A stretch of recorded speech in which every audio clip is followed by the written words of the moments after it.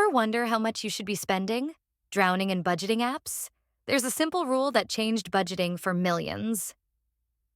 Most people overspend on wants, leaving little for savings. That's why the 50-30-20 rule, popularized by Senator Elizabeth Warren, is a game changer. It's simple. 50% of your after-tax income for needs, 30% for wants, and 20% for savings and debt repayment. 50% needs. Think rent, groceries, utilities, transportation, the non-negotiables. If you earn $3,000 after tax, $1,500 goes here. 30%. Wants. This is dining out, entertainment, subscriptions, new clothes, anything discretionary.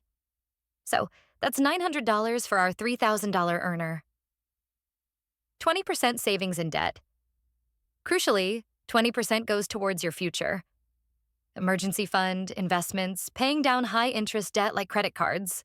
That's $600 for our example. Why does it work? Because it's clear, flexible, and puts you in control. No more guesswork, just a powerful roadmap to financial freedom.